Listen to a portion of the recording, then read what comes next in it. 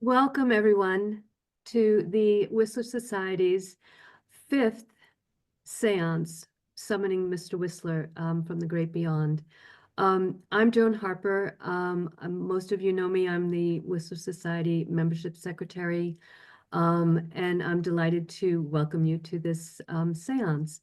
Join hands with me virtually and help me to summon James McNeill Whistler from the great beyond.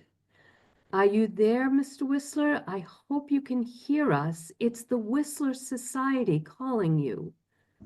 Can you say that again, please? I think we have you. It's, it is so nice to see so many familiar faces again. And we're delighted to be able to call on you again. Do you realize we've called on you 5 times now and you continue to appear? 5 times, and every time the number of people grows smaller. I suppose that says something about the attraction that I have for a modern audience. Well, actually, I think that you have a very, very loyal following here among the Whistler Society. And we have some very interesting questions for you this time Ah, around. In fact, we're rather focused on the time that you've spent abroad. Now, we have been calling on you fairly often, Mr. Whistler, and I do wonder, what do you do when you're not talking to us? well, I paint. Oh, As of as course you you may do. know, as Dan certainly will know, I left a few unfinished paintings when I passed away, and I have been working on them, trying to get them up to snuff. It's taken me some time, I think maybe 100 of your years or so, but I think some of them are coming along quite nicely. And someday I may have a posthumous exhibition here of some of my latterly finished, or shall I say, posthumously finished works. Well, we'd be delighted to sponsor that for you, Mr. Whistler. Excellent. Now, I think that we should get to some of the fascinating questions that our members have submitted. The first one is from Patrick Duffy. Patrick, hopefully you're not having any more technical difficulties. Could I ask you to unmute and ask your question of Mr. Whistler? Lovely. No connections here or the great beyond, as it seems.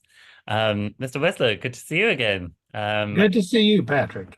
I'm very interested, as a radical that you are, and a fellow radical in me, to know what you are doing in your mysterious trip to Chile.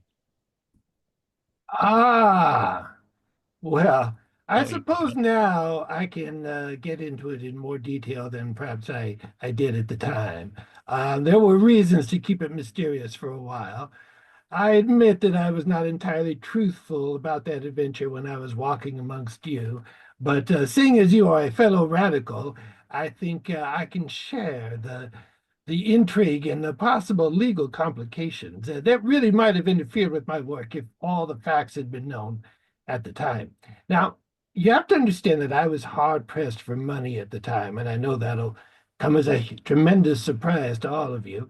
When a windfall appeared because of my brother Willie's association with former colleagues in, dare I say it, the Southern Confederacy. Now, that war had ended, and he was in England. This is in early 1866. But a war had recently broken out between Chile and Spain, and our plan was to help the poor, outmatched Chileans by supplying them with torpedoes and torpedo boats to attack the Spanish Navy. To make it a fair fight, we stood to make a small fortune, and my cut would have ended the ceaseless and unwarranted hounding I was suffering at the hands of greedy creditors. I ask you, what difference could a few pounds make to a butcher, a tailor, a wine merchant, none of whom clearly had any appreciation for art? And there was the romance of the thing. Rather like Byron rushing off to help the Greeks win their independence from the ruthless Ottomans. In any event, I was the advanced scout sent ahead to Valparaiso, where I observed the movements of not only the Spanish fleet, but also the British and U.S. navies, which had arrived to mediate a truce. Of course, it all came to nothing. By the time my bumbling associates arrived with the weapons, Valparaiso had been nearly destroyed by the Spaniards, and the war was essentially over. And after spending several months in Valparaiso, not to mention the weeks required to travel there and back to England, and missing that summer's exhibition at the Royal Academy, I received only my travel expenses. I will say, though, that I benefited as an artist from the sojourn. I began several paintings on the trip, and as a result of the unique lighting effects of dusk and dawn at that latitude, I saw the possibilities for what would later become my unique series of nocturnes. Marvelous. It's a very in-depth answer, and I think I'm certainly answers my question of the mystery of Chile. Thank you very much. Thank you. Thank you, Patrick and Mr. Whistler. We now have another interesting question from Daniel Desjardins. Daniel, are you with us, and can you unmute?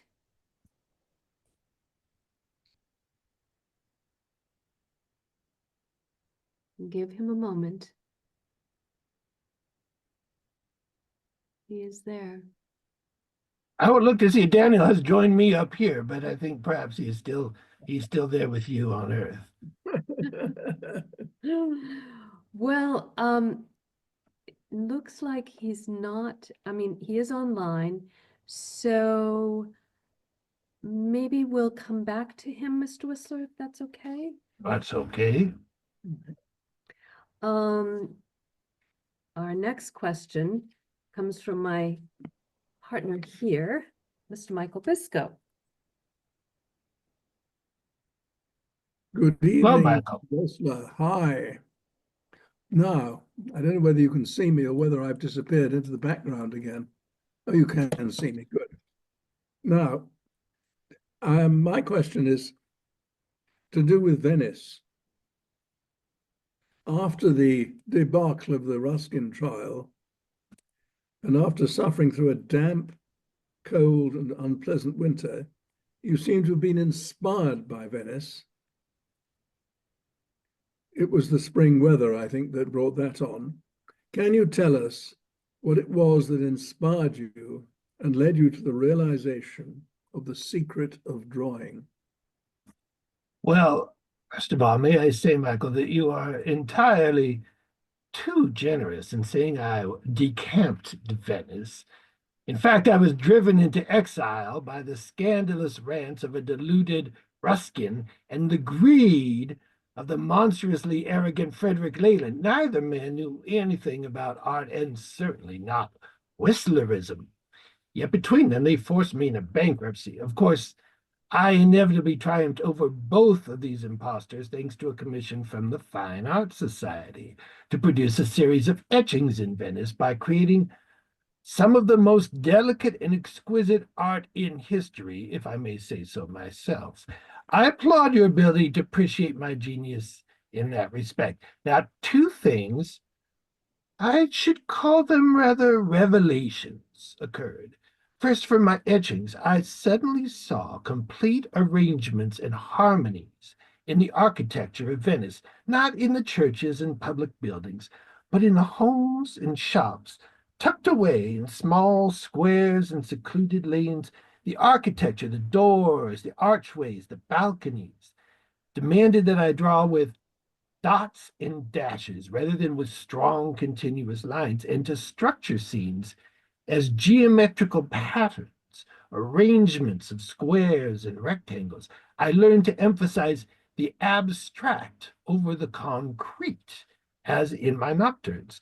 And the second revelation came with my pastels. Instead of drawing fully realized pictures that covered the paper as a painting would cover the canvas, I repeated lessons applied to my etchings, that is, to suggest rather than concretely define my subject. I first outlined the subject in black chalk, I then added a few simple tones, such as blue or orange, to heighten the drawing, but I left much of the paper untouched.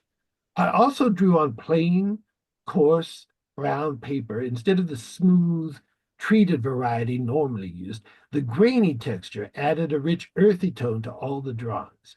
And of course, the wonder of all of this is that had I not been delayed by the atrocious winter weather, had I finished my commission from the Fine Arts Society and rushed home, I would have missed these wonders. It was the spring weather, rain interspersed with sunshine, that revealed so much of this to me, with the astonishing colors of the city's polished marble and richly toned bricks and plaster. I can only attribute it to Providence. Thank you. That was most enlightening. And aren't we lucky that you were delayed there for so Yeah. long? Yeah. Yes. Now, I'd like to try and go back to Daniel Desjardins, and I'm probably not pronouncing his name properly, but Daniel, could I ask you to try again to unmute and ask you a question of Mr. Whistler? I think we may have him.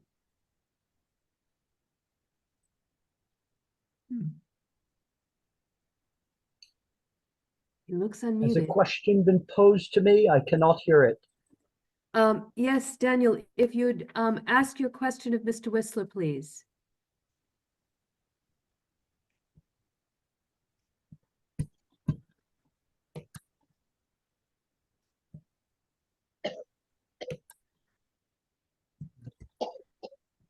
Somehow I don't think that it's going to work. So what I will do, if I may, is ask Daniel's question for him.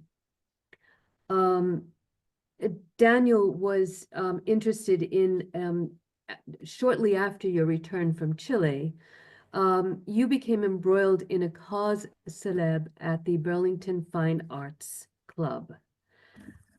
You were accused by your own brother-in-law, Seymour Hayden, of behavior intolerable to any society of gentlemen, specifically for pushing Mr. Hayden through a plate glass window in Paris and seducing the wife of the Chilean expedition's leader when in Valparaiso. You refused to defend your behavior at the time, Mr. Whistler, and so you were voted out of the club. Do you now regret not defending yourself? Do I regret that? Well, Hayden, first of all, was a fine one to speak of being a gentleman. What rot! Such insolence!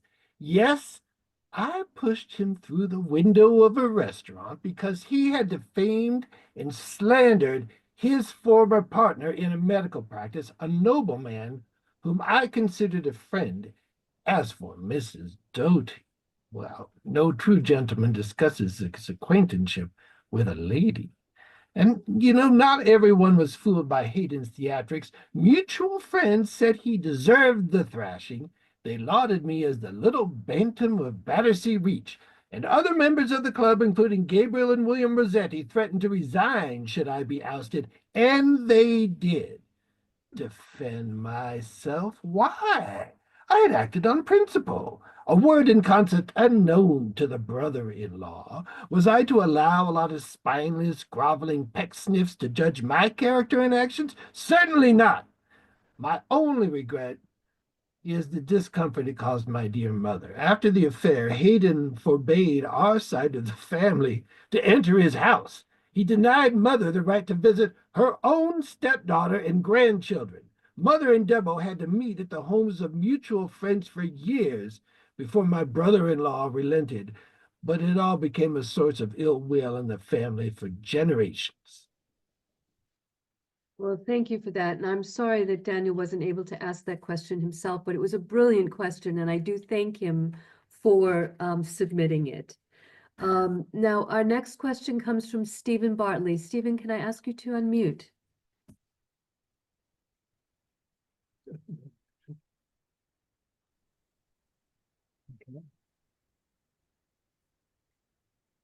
Good evening, Mr. Whistler. Good evening. I'm glad to see you in such good form. My question is, why did you never travel to Japan when your work was so influenced by Japanese art and design? Were you ever jealous of fellow artists like Mortimer Mempis and Theodore Walls, who did visit this fascinating country? That's a very interesting question. But I must say that by mentioning Mempes and Wars, you go to extremes, since they elicited dramatically different reactions from me. Theodore Wars was a charming fellow, an American, as I'm sure you know, one of Frank Duvenek's students, the Duvenek boys, when I first met him in Venice. Now, he lived and worked in Japan for several years in the mid-1880s and early 1890s, but his paintings were very different in both form and content from my own Japanese work. Indeed, I did urge Coutts Lindsay to exhibit some of his delightful pictures at the Grosvenor Gallery after his first sojourn in Japan, and he visited me in Paris before his second trip. I hosted a farewell dinner for him at the Chelsea Arts Club, no less. Now, young Mr. Mempes, who was in fact a few years older than Wars, was a very different case. I first met him after my return to England from Venice, and he boasted of being one of my students, even having the audacity to publish details of our acquaintanceship in a memoir after I had passed. He was likable enough, an Australian, and I tried to promote his career. I even brought him into the Society of British Artists, which I, of course, was able, as its president, to transform into a royal society. But Mempes tested my patience more than once before I dropped him, sometime in the late 1880s, as I recall. On one occasion, he lifted several frames from my studio for his own exhibition, which is typical of a kangaroo, which I then dubbed him, putting everything in their own pockets. Worst came when he began to appropriate and publish my ideas as his own, particularly about interior design and Japanese decor. Now, Oscar Wilde had done much the same thing, but this was from a man I had rescued from the gutter. Artistically speaking, I'd saved him, I'd cleansed him, made him my friend. There was nothing left but to bid him adieu and suggest he should simply blow his brains out. Very enlightening. Thank you very much. Thank you, Mr. Whistler, and thank you, Stephen, for soliciting that very interesting story from the master. Our next question is from Sarah Bogosian. Sarah is the head of the Whistler House Museum, Mr. Whistler, who I'm sure you will remember from. I remember Sarah very well. Yes. Sarah, Lovely to see you, Sarah. can I ask you to unmute and ask your question?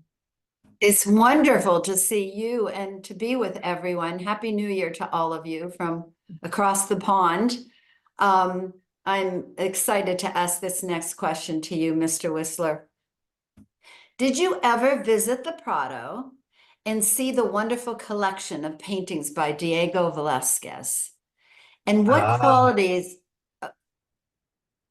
qualities did you most admire in his work? Well, you know that I greatly admired Velázquez. I would put him in the same category as Hogarth, Raphael, and Rembrandt as the earliest influences on me. And his were among the first paintings I copied in the Louvre when I arrived in Paris to study art. It seems my famous quip about my superiority over him as a painter has been taken seriously, when I only intended it to mock a pretentious woman who was trying to ingratiate herself with me. Now, his subdued color schemes, especially his amazing use of black, came more and more to influence me once I rid myself of Courbet's baleful influence, which depended on color splashed across the canvas rather than on line, proportion, and restraint. And I'd seen a few of Velázquez's paintings at the great Manchester exhibition of 1857, as well as in the Louvre. but I badly wanted to savor his finest work in the Prado. I intended to visit Madrid, went on a trip with Joe to northern France in 1862, and I nearly made it too. We crossed into Spain, but the weather, the language, can you believe it? No one there spoke French, and missing the excitement of Paris and London persuaded me to turn back. It also occurred to me that such a holy pilgrimage should be undertaken with my dear friend Fatan Latour, though sadly we never made it. Still, his fingerprints are all over much of my painting, especially the so-called black portraits, which I began with Frederick Leland in 1871. It was not by chance that I cast Leland as a Spanish grandee. Well, thank you so much for that enlightened information. It was great seeing you again. Thank you. You too, Sarah. Yes, Sarah, great to see you as well. Always nice for you to be part of these seances. Yes, thank you. Our next question is from Bill Toomey. Bill, can I ask you to unmute?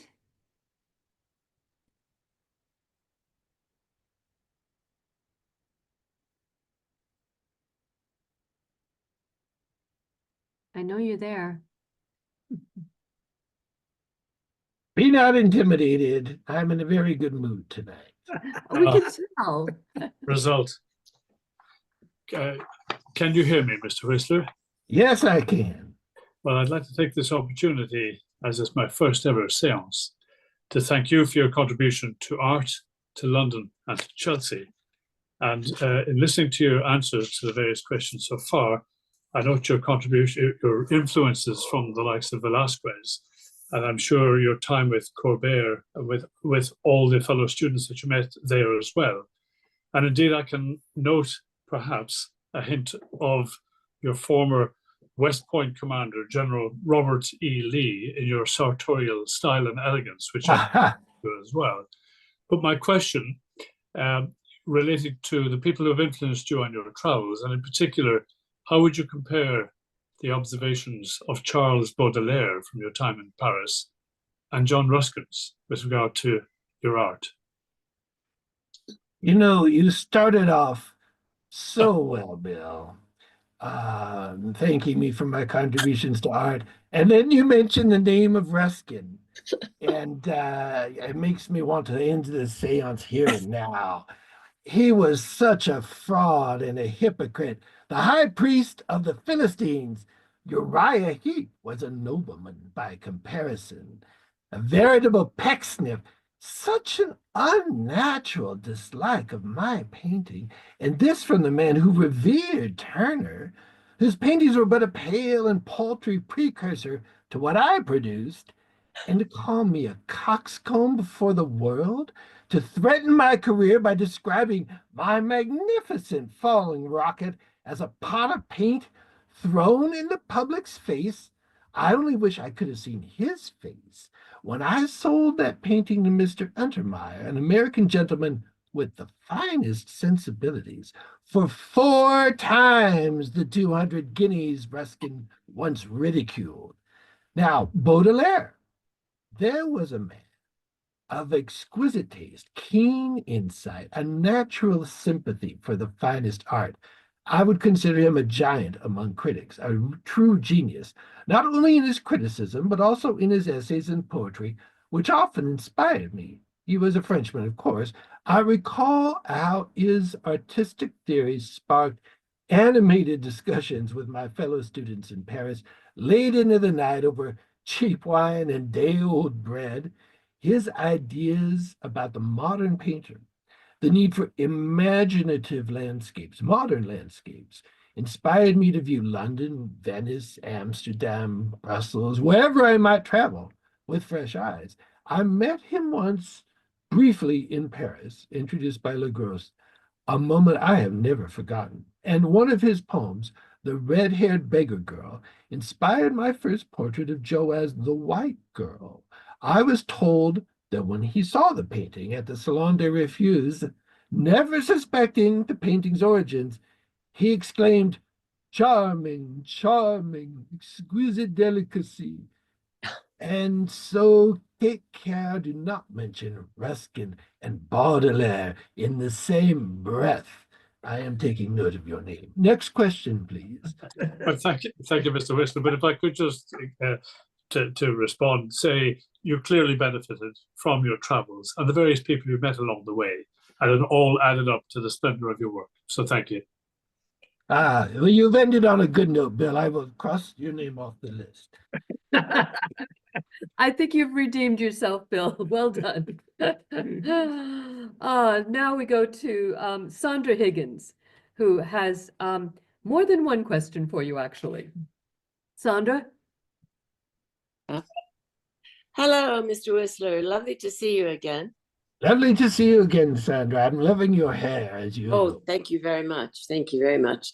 Now, I'm a former artist myself, not very good, and an art teacher, and now I'm the dreaded art dealer. But I'm very interested in the creative beginnings of you. When did you know you wanted to be an artist? When did I know when I wanted to be an artist? Whoa. I would say that was very young.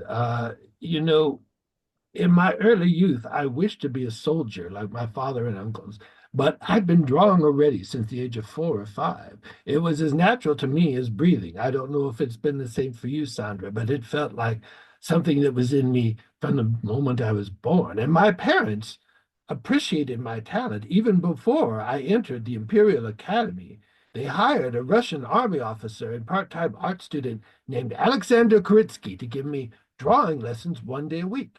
And I revered him as a master, even though he was still in the 4th form at the academy.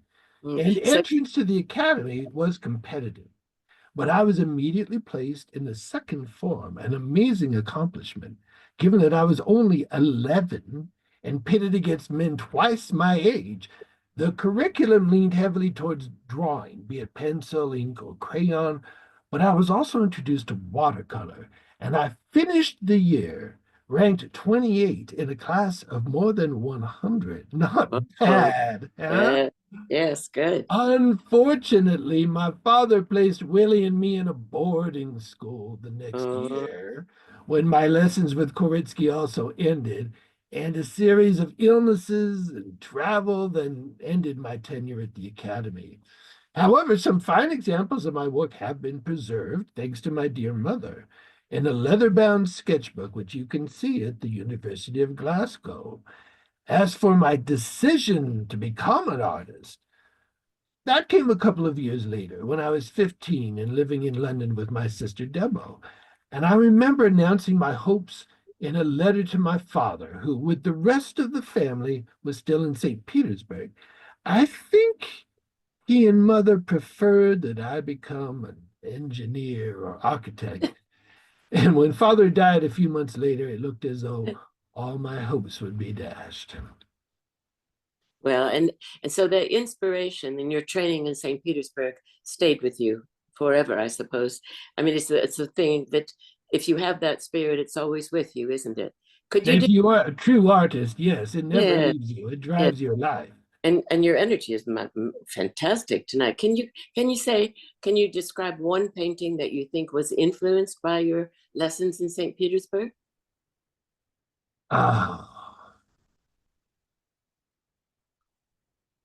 Sorry, that is a difficult question. Yeah. I think possibly At the Piano. I think there are some formal elements in At the Piano that that came from my time at the academy there. But you know, it was so very long ago, and as you can imagine, a completely different ontological sphere of life, if you will. Sorry to throw that at you at the last minute. But anyway, really appreciate your energy, and I'm really glad you're finishing some of your paintings while you're up there. Oh, yes, yes. I felt bad leaving them when I had my unfortunate departure, but I've got some time now to work on them. Oh, well, thank you very much. Thank you, Sandra. Thank you. That's great. Thank you. Now we'll move on to Frida Matassa. Frida, can I ask you to unmute? Yes, good evening, Mr. Whistler. Hello, Frida. Hello, thank you for joining us. My question relates to Sandra's question, but and also focuses on your youth. that goes into your time in London. My question is, what were your impressions of London on your visit there in 1847 to 8? And what influence, if any, did this have on your decision to be an artist? Well, I'm trying to recall my first impressions. I suppose I should have said something about that in responding to the preceding question. I already loved London when I first moved there because of my previous visits with my mother and brother. But the year I stayed with Debo and Seymour really confirmed my desire to be a painter.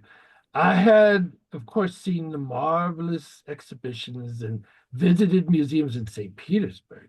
But in London, Seymour, a friend at the time, if you can believe it, introduced me to an even wider art world through visits to galleries and public lectures. My father had also sent me a copy of Sir Joshua Reynolds's Discourses on Art. I don't know if you know it, but there was also a famous artist, William Boxall, whom my father had commissioned to paint my portrait, gave me a book about Renaissance painters. And I think the most enduring lesson of that year came from my reading of Reynolds's Discourses, which even at that age I devoured. He stressed the importance of the painter's eye is for the painter to view nature afresh, always looking for some quality that others had missed. And I think I've done that rather well, have I not? Absolutely. And were you influenced by this when in your decision to actually settle in London? Yes, of course. And as I said before, in later life, I could not bear really to be away from Paris and London. They were very important cities for the art world generally at the time. If one was to make one's name, those were the cities to do it in, not St. Petersburg, and actually not even in America. Thank you. Thank you, Frida. That was very interesting.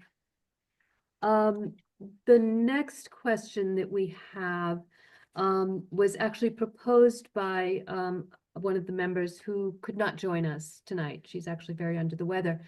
Mr. Whistler, the question is, what is your favorite childhood memory? And was it the opportunity early in life to actually live abroad? Yes. Well, we've made references to that, haven't we? The importance of my perambulations, my travels around the world. You know what really sticks in my mind, and I was talking with my brother Willie just the other day, against all the odds he is here as well, reminiscing about our youthful exploits together, and those are, without a doubt, my most joyous memories. Where we lived really had no bearing. Whether we were in the US, England, Russia, we were inseparable, and I cannot recall a single harsh word between us. There was, for instance, a marvelous summer with dear mother on the Isle of Wight. We rode donkeys, we combed the beaches, we sought out caves once used by smugglers. It was magical. And St. Petersburg offered us endless opportunities for adventure. In winter, we could skate on the icy streets. We could slide on our sleds down the giant ice hills constructed in the center of town, even venture out on the solidly frozen Neva. In summer, when dear father rented a dacha in the countryside, we could roam the woods and fields, pick berries, go fishing, shoot our bows and arrows. Now, those were a gift from father that really horrified dear mother. When I became so deathly ill from rheumatic fever, Willie kept me company, as did father, who played chess with me, and darling Debo, who introduced me to the drawings of Hogarth. But I know that Willie and I, we must have been a handful. At one point, father sought to improve our sense of discipline and responsibility by packing us off to Monsieur Jourdan's boarding school in St. Petersburg, as I alluded to earlier. It was essentially a military academy, complete with uniforms and the strictest of rules. I did not mind it so much as Willie, who sank into despair. But I was glad enough when mother and Debo persuaded father to end the experiment and bring us home. That's wonderful. Thank you. And as you have noticed, there is this theme about your experiences being abroad, and that ties back to the 5th journal that we'll be publishing and distributing to members at the end of this month, which is focused on your time abroad. So there is some similarity there. I look forward to reading it and receiving my copy. We will. I was expecting it some time ago, but I understand these things take time. I'll FedEx it to you somehow. Okay. Our next very interesting question comes from Martin Riley and also has to do with your native America. Martin, our chairman, would you like to unmute and ask your question? Certainly. Thank you so much. Mr. Whistler, welcome back to our world. It's not long since we last saw you, but you're looking very, very well as ever.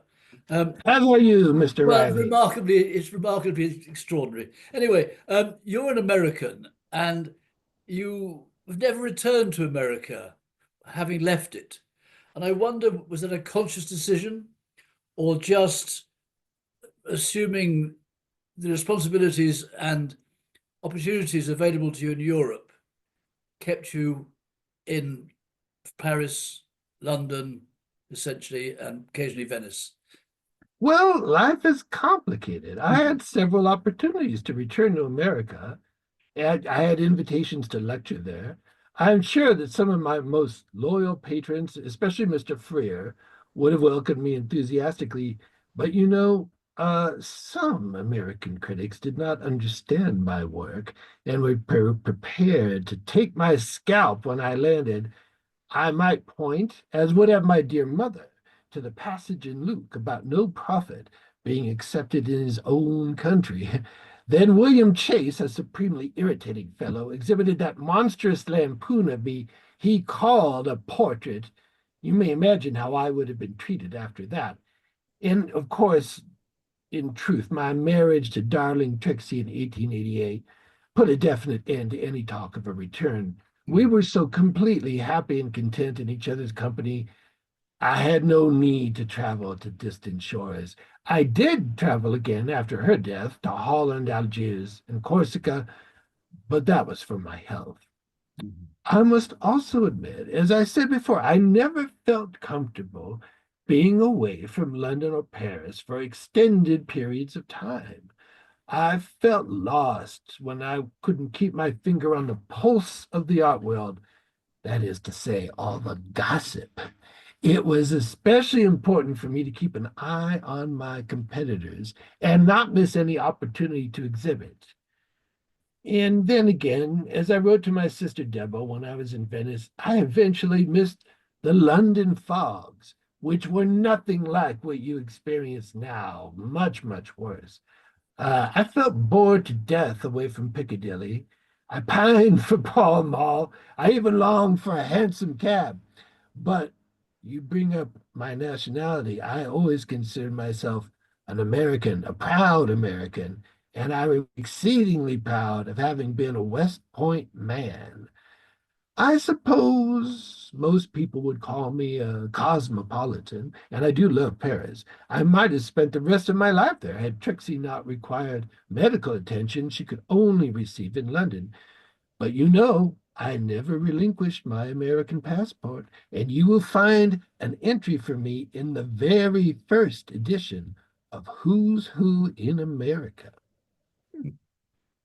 Thank you. And we're delighted you decided to spend your life with us. It's been marvelous. My afterlife, I think you mean. 'Tis true. 'Tis true, your afterlife. Mr. Whistler, we now have a question from Professor Dan Sutherland, who I know you know very well, but his question comes from somebody else. Dan, do you want to ask your question?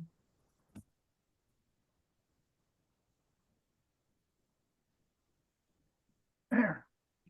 I'm unmuted now, Yep. Yes, but you can't see me. Yes, we can. we Oh, can can you? see Okay. you. Well, hello, Mr. Whistler. Hello, And Mr. Sutherland. a happy new year to you, if that's appropriate in your realm. I have a question, actually from one of my granddaughters, who's only 12, but she wants to know what your favorite color was as an artist. My favorite color. That is a very interesting question. And what is your granddaughter's name, may I ask, Dan? Her name is Jane. It's very nice of you to ask. Jane. Well, Jane, that is a deceptively complex question. Many people would guess the answer must be black, but that's merely a universal starting point. Much then depends on the time of day, the amount of light, whether the subject is to be a person or a depiction of nature. Different colors have appealed to me at different times. Blue, yellow, green, orange. They've all taken my fancy on occasion. As you may know, or Dan, your grandfather certainly knows, I once staged an entire exhibition around the color yellow. But there is as much science as art in selecting the colors for a painting or drawing. As the artist, you are born to pick and choose and group with science what is beautiful in nature, and so produce glorious harmony from apparent chaos. Chaos is what nature truly is.